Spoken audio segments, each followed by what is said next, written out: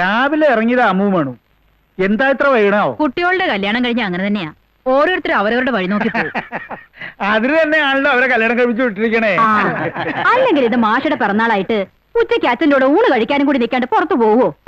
ഈ രാധ ഉള്ളത് കൊണ്ട് ഞങ്ങൾക്ക് കുറച്ച് പായസം കിട്ടി. അതവൾ ഓർമ്മിച്ച് കൊണ്ടുവന്നല്ലോ. മക്കളെ കണ്ടും മാമ്പു കൊണ്ടും കൊതിക്കല്ലേ എന്നൊരു ചൊല്ല് കേട്ടിട്ടുണ്ട്. ഒരു ചൊല്ലിലും കൊതു വന്നിട്ടില്ല. അവർക്ക് ഇന്നല്ലേ ഒരു ഒഴിവുള്ളൂ. ഞാൻ പോണു. അമ്മ അന്വേഷിക്കുന്നുണ്ടാവും.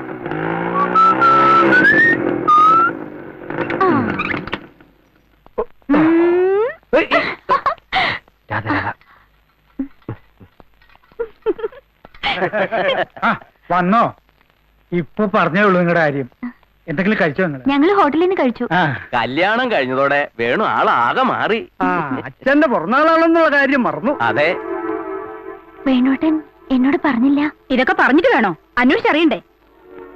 ആരെങ്കിലും പറഞ്ഞുതരാതെ ഞാൻ എങ്ങനെ അറിയാ? അറിഞ്ഞിരുന്നു വെച്ചാല് ഞങ്ങൾ പുറത്തു പോയി ഭക്ഷണം കഴിക്കുവോ? സാരമില്ല, ഇനി നമുക്ക് ഡേറ്റ് ഓഫ് ബർത്ത് ആഘോഷിക്കാം. 18-ാം തീയതി. തൽക്കാലം അങ്ങനെ സമാധാനിക്കുക. പോയ ബുദ്ധി ആന പിടിച്ചാ വരില്ലല്ലോ. പെണ്ണുങ്ങൾ പിടിച്ചിരിക്കണ ബുദ്ധിയാണെങ്കിൽ പ്രത്യേകിച്ചും. കേറി വരണ പെണ്ണുങ്ങൾ നന്നാവണം, അല്ലെങ്കിൽ ഇങ്ങനെയൊക്കെ ഉണ്ടാവും. ഞാൻ വലിഞ്ഞേറി വന്നൊന്നുമല്ല. അങ്ങനെ അവര് പറഞ്ഞില്ല. അങ്ങനെ തന്നെ അവര് പറഞ്ഞതിപ്പോ. ഇനി ഇത് വഴക്കാവണ്ട ഗോമതി, നമുക്ക് പോവാം. ഞാൻ എന്ത് പറഞ്ഞാലും വഴക്ക്. ഈ ഇടുപ്പി പറയുന്നതിന് ഒരു കുഴപ്പമില്ല. നീ എന്താടി എന്നെ വിളിച്ചത്? എപ്പോഴും വിളിക്കണ എന്നെ ഇടുപ്പി. നീ ഒന്നും മിണ്ടാതിരിക്കേ. ഇതിനോട് മിണ്ടായിരിക്കാൻ പറയാം. ആദ്യം കുറെ സംസ്കൃത ശ്ലോകർ വരും. വൈകുന്നേരമാകുമ്പോ പരദൂഷണം പറയാൻ. മോളെ, വാക്ക് കുറച്ച് ഏറി പോകുന്നു. മോളത്രേ അച്ഛൻ അവരോട് തന്നെയാ. അവരെന്തെങ്കിലും പറഞ്ഞാലും നിനക്ക് സഹിച്ചൂടെ? മൂത്തോരല്ലേ അവര്. അവരുടെ ആകുമ്പോ ഞാൻ എന്തിനു സഹിക്കണം? നീ ഒന്നും മിണ്ടാതിരിക്കട്ടോ. ഈ ഇടുപ്പി പറയണ നിങ്ങളൊക്കെ കേട്ടോളൂ. എന്നെ കൊണ്ട് വയ്യ. കേട്ടില്ലേ അഹങ്കാരം പറയണത്? ആഹാ, ഞാൻ പറയണ അഹങ്കാരം തോന്നിയാസം. ഇവറ്റിക്കൊക്കെ എന്തും പറയാം. എന്നോടുള്ള അസൂയ നിങ്ങൾക്ക് ഈ വയസ്സുകാലത്ത്. ഞങ്ങൾ ഒന്നിച്ച് നടക്കുന്നുണ്ടുള്ള അസൂയ. നീ അകത്തേക്ക് പോകുന്നുണ്ടോ? ഈ അസൂയ വെച്ചോണ്ട് നടന്നിട്ടാ നിങ്ങൾ ഒറ്റയ്ക്കായത്. നിങ്ങളുടെ ഭാര്യ വരെ.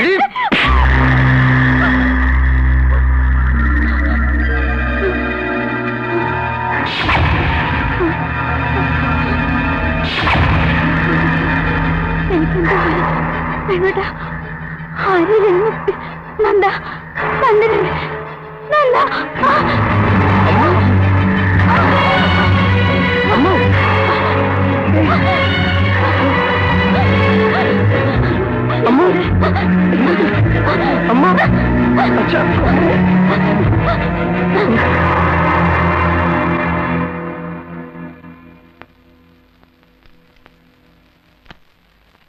ബാർബിറ്റോൺ പതിവായി കഴിക്കാറില്ല. അതൊക്കെ കല്യാണത്തിനിടയിൽ മറന്നിട്ടുണ്ടാവും. എന്നാൽ ഈ ചൊള്ളിതീനുള്ള കുട്ടിയാണല്ലോ. 4 കൊല്ലം തുടർച്ചയായി കഴിച്ചാൽ കംപ്ലീറ്റ് മാറുമെന്ന്. ചിലർക്ക് 4 കൊല്ലം, വേറെ ചിലർക്ക് 6 കൊല്ലാവും ഇത്. ഏതായാലും ഇനി എന്തെങ്കിലും ഉണ്ടാവുകയാണെങ്കിൽ എന്നെ അറിയിക്കണം. എന്നാ ഞാൻ ഇറങ്ങട്ടെ. ശരി.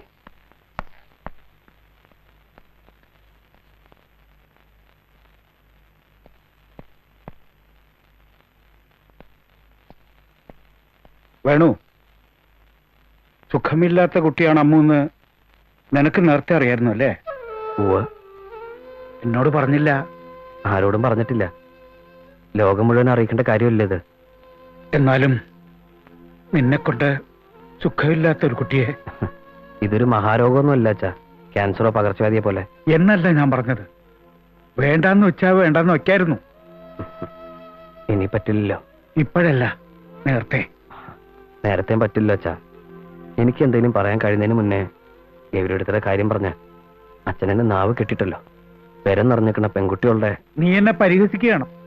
അല്ല, അത്രയ്ക്ക് കുരുത്തക്കേട് ഞാൻ വാങ്ങിവെക്കില്ല. ഗൗരിയുടെ ജാതകദോഷത്തെക്കുറിച്ച് ഞാനും ആലോചിച്ചു വെച്ചാൽ മതി. അസുഖമുള്ള കാര്യം അറിഞ്ഞപ്പോഴെങ്കിലും നീ പറഞ്ഞിരുന്നു വെച്ചാൽ. അപ്പോഴേക്കും വൈകി. കഴിഞ്ഞ കാര്യങ്ങള് ഇനി എന്തിനാച്ചാ പറയണേ? ഏടത്തി അനിയനും കൂടി ഈ വയസ്സനെ പറ്റിച്ചില്ലേ? ഇല്ലച്ചാ, കല്യാണം കഴിഞ്ഞിട്ടാണ് അമ്മോന് ഇങ്ങനെ ഒരു അസുഖം വന്നെന്ന് വെച്ചാ നമ്മൾ ഉപേക്ഷിക്കോ അതോ ചികിത്സിക്കോ? ഇതങ്ങനെയല്ലല്ലോ. ആണെന്ന് വിശ്വസിച്ചാ ഈ വിഷമൊക്കെ മാറും. ഒക്കെ ഓരോ വിശ്വാസങ്ങളല്ലേ അച്ഛാ.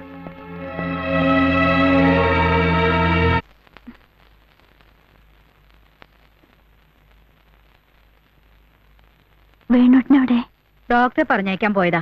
ഇപ്പൊ വരും.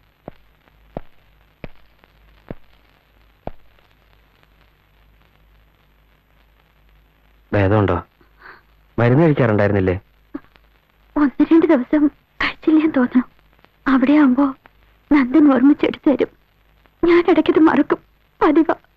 തുടർച്ചയായിട്ട് കഴിക്കണമെന്നാണ് ഡോക്ടർ പറഞ്ഞത്. ഇതൊക്കെ അവനവൻ ഓർമ്മിച്ച് ചെയ്യേണ്ട കാര്യങ്ങളല്ലേ? എന്താണാവോ എനിക്ക് ഇടയ്ക്കിടയ്ക്ക് ഇങ്ങനെ വരണേ.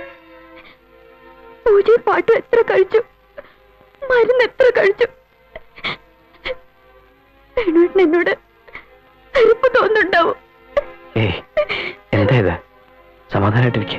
തല ചുറ്റി വീഴാൻ പോകുമ്പോ ആരും ഇല്ലാണ്ടാവണം തോന്നുക. പെണ്ണോട്ടാ, ഇങ്ങനെ ഞാൻ ദേഷ്യപ്പെടാൻ തുടങ്ങുമ്പോ 5 മിനിറ്റ് ക്ഷമിക്കോ, സഹിക്കോ, പിന്നെ ഒക്കെ ശരിയാവും. അല്ലാണ്ട് എന്നെ പിന്നെ ദേഷ്യപ്പെട്ടാല് ഞാൻ എന്താ ചെയ്യേണ്ടത് എനിക്കറിയില്ല. വേണ്ടാ, ഒന്നും സാരമില്ലമ്മ, കുഴപ്പമില്ല. അട്ടപ്പാടിന്ന് ഒരു ആദിവാസി വൈദ്യൻ ഇവിടെ ക്യാമ്പുണ്ട്. അയാൾ ഒരു ഒറ്റമൂലി തന്നു. ബാർബിറ്റോൺ ഇതും കൂടി ആവുമ്പോ പച്ചമരുന്നിന് എന്തായാലും റിയാക്ഷൻ ഉണ്ടാവില്ല. ഗുണം ഉണ്ടായില്ലെങ്കിലും ദോഷം ഉണ്ടാവില്ലല്ലോ. അപ്പൊ ബാർബിറ്റോൺ നിർത്തിയോ? ഡോക്ടർ പറഞ്ഞ ഗുളിക കഴിക്കുന്നുണ്ട്. അത് ഞാൻ വൈദ്യനോടും പറഞ്ഞു. കേട്ടപ്പോ ഞാൻ ആകെ പരിഭ്രമിച്ചു പോയി. അമ്മോ, ഞാൻ ഇറങ്ങാ. ഗൗരി ഇങ്ങോട്ട് വരാൻ നിന്നതാ. ഞാനും നോക്കിട്ട് വരാന്ന് പറഞ്ഞു ഓടിപ്പോ. ആഹാ, ഇത്ര വേഗം പോവാ? നന്ദൻ പേടിക്കൊന്നും വേണ്ട, എനിക്കിപ്പോ ഒന്നുമില്ല, ഞാൻ ഉഷാറാ. അത് കേട്ടാ മതി എനിക്ക്. നീ എന്നാ ഇനി അങ്ങോട്ട് വരണേ?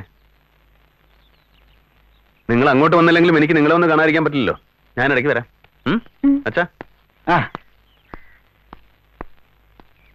എന്നാലും എന്റെ നന്ദസാറേ, ആ ശുദ്ധഗതിക്കാരുടെ ഇതൊന്നും വേണ്ടില്ലായിരുന്നു. കല്യാണം കഴിക്കാനും പ്രസവിക്കാനും പാടില്ലാത്ത ഈ പെൺകുട്ടിയെ ആ വേണുവിന്റെ തലയിൽ കെട്ടി വെക്കേണ്ട വല്ല കാര്യം ഉണ്ടായിരുന്നു. അതൊക്കെ പറഞ്ഞിട്ട് എന്താ കാര്യം? നീ ഇങ്ങോട്ട് വാ. ആ അമ്മ പറയണായിട്ട് നന്ദൻ വിഷമിക്കണ്ട. ഇടുമ്പിയാ, ഞാനോട്ട് എന്നും വഴക്കാം. ഏതായാലും മോള് കുറച്ചു ദിവസം വീട്ടിൽ വന്ന് നിൽക്ക്.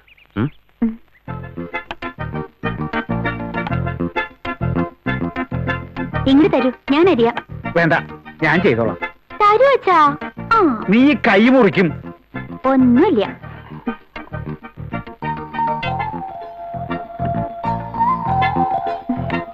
ഗുളിക കഴിച്ചായിരുന്നോ? രാത്രി കഴിക്കണ്ടേ, ഇന്നലെ കഴിച്ചു.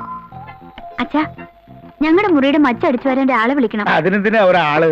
നമുക്ക് തന്നെ ആയിക്കൂടെ? അയ്യോ വേണ്ട, അവിടെ നിറച്ച് പാറ്റയാ, വലുത്. ഞങ്ങളുടെ അവിടെ ഒരൊറ്റ പാറ്റയില്ല. എനിക്ക് പേടിയാ പാറ്റയെ. നിനക്ക് പേടിയില്ലാത്ത എന്താ ഉള്ളത്? ഉണ്ടല്ലോ അച്ഛൻ. അമ്മൂന് ഇതൊക്കെ അറിയുവോ? കൊറേശ്ശെ. അവിടെ വെള്ളച്ചി ഇതൊക്കെ ചെയ്യാ. അടിച്ചു വരലും തുടക്കലും ഒക്കെ. അടിച്ചു വാരാത്തോണ്ടാ ഇവിടെയൊക്കെ ഇത്ര പൊടി. ഇന്ന് രാവിലെ ഞാൻ തുമ്മി തോറ്റു. പൊടി തട്ടിയാ അപ്പ തുമ്മല് വരും. എന്തോ അലർജിയാ. നമുക്ക് ഇവിടെയൊക്കെ ഒന്ന് അടിച്ചു വൃത്തിയാക്കണം. അച്ഛാ, കുറച്ചു ദിവസം ഞാൻ ഞങ്ങളുടെ അവിടെ പോയി നിന്നോട്ടെ. നിങ്ങളുടെ എവിടെയോ? ഇത് പിന്നെ ആരുടെയാ? അതല്ല, അവിടെ വല്യമ്മയും വെള്ളേച്ചിയും കുട്ടിമാമയും നന്ദനെയൊക്കെ കാണാതെ എനിക്ക് എന്തോ പോലെ. അമ്മൂന് ഇവിടെ തീരെ പിടിക്കണ്ടാവില്ല അല്ലേ? ഉള്ള സൗകര്യങ്ങളുമായിട്ട് പൊരുത്തപ്പെട്ടു പോവുകയാണ് വേണ്ടത്.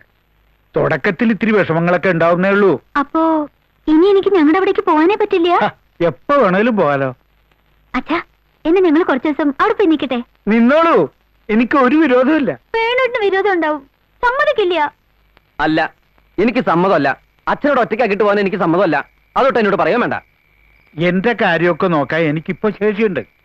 അതില്ലാതാവുമ്പോ മതിയല്ലോ. അച്ഛനൊന്നും പറയണ്ട. ഭാര്യയോട് താമസിക്കാൻ എന്നെ കിട്ടൊന്നുമില്ല. അങ്ങോട്ട് പോകാൻ തിടുക്കുള്ളത് ആർക്കാന്ന് വെച്ചാൽ പോവാം. ഇങ്ങനെ ദുരഭിമാനവും വെച്ച് നടക്കേണ്ട കാര്യമില്ല. അമ്മുവിന്റെ മനസമാധാനത്തിന് വേണ്ടി നിനക്കിതിൽ ക്ഷമിച്ചാലെന്താ, സഹിച്ചാലെന്താ? എന്തൊക്കെ സഹിക്കണം ഞാൻ? ഇനി എന്തൊക്കെ സഹിക്കണം? ദേഷ്യപ്പെടാൻ വേണ്ടി പറഞ്ഞതല്ല മോനെ. അമ്മുവിന് ടെൻഷൻ കൊടുക്കാൻ പാടില്ലെന്ന് ഡോക്ടർ പറഞ്ഞത് നിനക്ക് ഓർമ്മയില്ലേ? ഞാൻ പറയണത് കേക്ക് വേണു. നിങ്ങൾ കുറച്ചു ദിവസം അവിടെ പോയി താമസിക്കും. എത്തിപ്പെടാൻ പറ്റാത്ത ദൂരത്തൊന്നും അല്ലല്ലോ. എപ്പോ വേണമെങ്കിലും ഇവിടെ വന്നു പോകാലോ. അവിടെ പോയി താമസിക്കുന്നത് എനിക്ക് ഒട്ടും ഇഷ്ടമല്ല. അതെനിക്കറിയാം, നീ അത് പറയുകയും ചെയ്തു. പക്ഷേ ഇഷ്ടമില്ലാത്ത എത്ര കാര്യങ്ങൾ ദിവസവും നമ്മൾ ചെയ്യുന്നു. ഇതിപ്പോ ഒരു ഗുണത്തിനല്ലേ ഒന്നും അല്ലെങ്കിലും.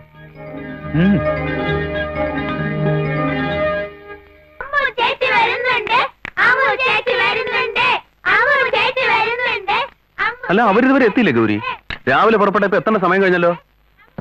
നല്ല നീലമാമ്പഴ അകത്ത് വെച്ചോളാം. അരങ്ങത്ത് വരുന്നതിന് മുമ്പുള്ള അരങ്ങേറ്റക്കാരന്റെ അവസ്ഥയാണല്ലോ ഇത്. എല്ലാം മറന്നോ? അമ്മൂന് നീലമാങ്ങ ഇഷ്ടാണെന്ന് പറഞ്ഞ് നന്ദൻ ഇന്നലെ എന്നെ കൊണ്ട് മേടിപ്പിച്ചില്ലേ 2 കിലോ. ഞാനത് മറന്നു. അനിയത്തി വരുമെന്ന് കേട്ടപ്പോ ചേട്ടന്റെ ഒരു വെപ്രാളം. വല്യമ്മേ, എന്തൊക്കെയാ കറികള്?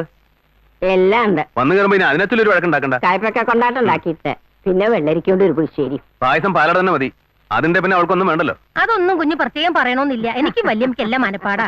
ആ ഗൗരി, അമ്മൂന്റെ മുറി ഒന്ന് ശ്രദ്ധിച്ചോളാം. കട്ടിലിൽ വെളുത്ത വരി വിരിച്ചാ മതി. അവളുടെ കാര്യങ്ങളൊന്നും നമ്മൾ ശ്രദ്ധിച്ചില്ലാന്ന് വേണ്ട.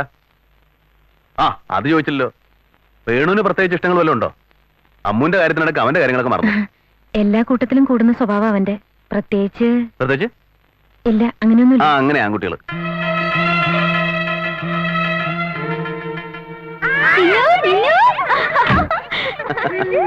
ആ എല്ലാരും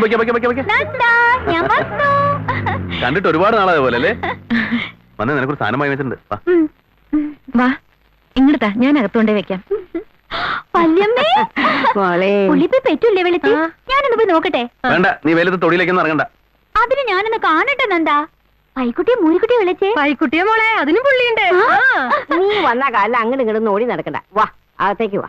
ഈ വല്യമ്മ ഒന്നിനും സമ്മതിക്കില്ല. എത്തിയില്ലേ? എന്താ അങ്ങനെ വന്ന കാലം നിക്കണേ? ദക്ഷയാഗത്തിന് ചെന്ന നന്ദികേശ്വരനെ പോലെ ഇരിക്കുക. ഇവനത് ഭവിക്കണം, ഇന്ന കാലം വരണമെന്നൊക്കെ നമ്മളെ ചില ആണുങ്ങളുടെ മണ്ടയിൽ പണ്ടേ എഴുതി വെച്ചിട്ടേ. മാറ്റാമായോ അത്? ഭാര്യാഗ്രഹേ പരമസുഖം 10 ദിവസം എന്നാണല്ലോ. അനുഭവിച്ചാണ് ഞാനും. എന്താ അങ്ങനെ നിക്കണേ? ഇരിക്ക.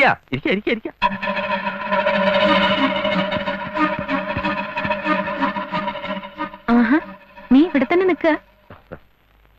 വാ, ഇതാണ് നിങ്ങൾക്കുള്ള മുറി. എന്തായാലും അധിക ദിവസമൊന്നും എനിക്കിവിടെ നിൽക്കാൻ പറ്റില്ല. ഇങ്ങോട്ട് വന്നത് നിനക്ക് ഇഷ്ടായിട്ടുണ്ടാവില്ല അല്ലേ? ഇല്ല, ഒട്ടും ഇഷ്ടമായിട്ടില്ല. പിന്നെ ഓരോ വേഷം കിട്ടുമ്പോ അതിനനുസരിച്ച് ആടണമല്ലോ. വേണം. ജീവിതത്തിൽ ചിലതൊക്കെ സഹിക്കേണ്ടി വരുമെന്ന് വേണുവിനറിയാലോ. എല്ലാരും പറയണത് ഇത് തന്നെയാ. സഹിക്കുക, ക്ഷമിക്കുക. എത്രത്തോളം ആണായി അഭിമാനത്തോടെ ജീവിക്കണം നേരമല്ലേ മുമ്പ് ഗൗരിയെടുത്തി പറഞ്ഞിരുന്നത്? ഇപ്പൊ അത് തന്നെയാണ് പറയുന്നത് ഗൗരിയെടുത്തി. നീ വേണ്ടത്ര ശ്രദ്ധിക്കാത്തോണ്ടാ അമ്മൂന് വീണ്ടും അസുഖം വന്നെന്ന് നന്ദേട്ടൻ പറയണേ. ശരി, അതിന്റെ കുറ്റം എനിക്കിരിക്കട്ടെ. എല്ലാ കുറ്റം കെട്ടിവെക്കാൻ ഇവിടെ ഒരു ശിരസുണ്ടല്ലോ. അന്ന് ഉച്ചയ്ക്ക് അവൾ എന്തൊക്കെയാ വീട്ടിൽ കിടന്ന് കാട്ടിക്കുട്ടിയെന്ന് ഗൗരിയെടുത്തിക്ക് അറിയോ? വീട്ടിൽ ഒന്നേരം മുഴുവൻ അപമാനിച്ചത്. പോട്ടെ, നമ്മുടെ അച്ഛനും അമ്മയും എന്തൊക്കെയായാലും നിനക്ക് ഇത്തിരി ക്ഷമിക്കായിരുന്നു. അത്രയൊക്കെ ക്ഷമ എനിക്കുള്ളതെന്ന് വെച്ചോളൂ. ശാപം കിട്ടിയ ജന്മവും ഈ വേണുവിന്റെ. ജനിച്ചപ്പോ തന്നെ അമ്മ പോയി. സ്നേഹിച്ച പെണ്ണ് വേണ്ട. എന്തിനാ അതൊക്കെ ഇപ്പൊ ഇവിടെ പറയണ? ഇപ്പൊ നോക്കി വളർത്തി അച്ഛനെ ഒറ്റയ്ക്കാക്കിട്ട് പോന്നിരിക്കുന്നു. ഇനി അങ്ങനെ വല്ല വൃദ്ധസദനത്തിലും കൊണ്ടാക്കാൻ പറയോ നേരം നന്ദേട്ടൻ? അതിന് യോഗം ഉണ്ടാവും ഈ വേണുവിന്.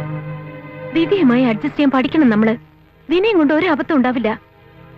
ഭാര്യ വീട്ടിൽ താമസിക്കുന്നത് അത്ര അപമാനൊന്നും അല്ല വേണു എന്ന് ഗൗരിയടുത്തേക്ക് തോന്നുന്നു. ഇപ്പൊ തോന്നുന്നു. എല്ലാവർക്കും തന്നെ തോന്നുമായിരിക്കും സ്വന്തം കാര്യം വരുമ്പോ. വേണു, എന്താ നീ പറഞ്ഞത്? സ്വന്തം കാര്യമെന്നോ? ആരുടെ സ്വന്തം കാര്യം? എന്റെയോ? നോക്ക്, എല്ലാം വേണ്ടെന്ന് വെക്കാൻ ഒരുങ്ങി വിളഞ്ഞ നിനക്ക് വേണ്ടി. വേണോട്ടാ, അത് ശരി, ഇവിടെ നിൽക്കണോ? ഗന്ധർവൻകാവില് വിളക്ക് വെക്കാറായി. ഇന്ന് പൂജയുള്ള ദിവസല്ലേ? ഞാൻ വരുന്നെന്ന് കേട്ടിട്ട് നേരത്തെ എന്നെ എല്ലാം ഏർപ്പാട് ചെയ്തിരിക്കുന്നു നന്ദൻ. വരൂ വേണോട്ടാ, വരാൻ.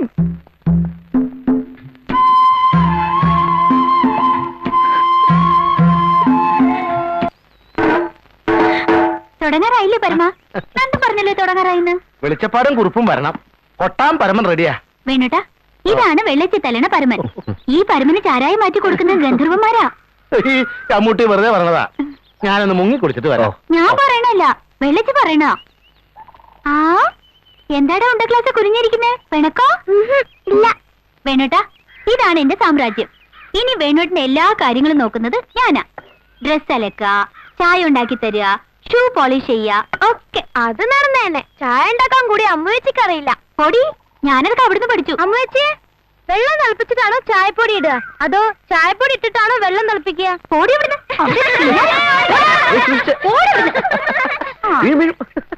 ആഹാ, വേണോട്ട് കളിയാക്കിച്ചിരിക്കുക. എന്നാ നാളെ മുതൽ കണ്ടോ? ഓ, കാണാം.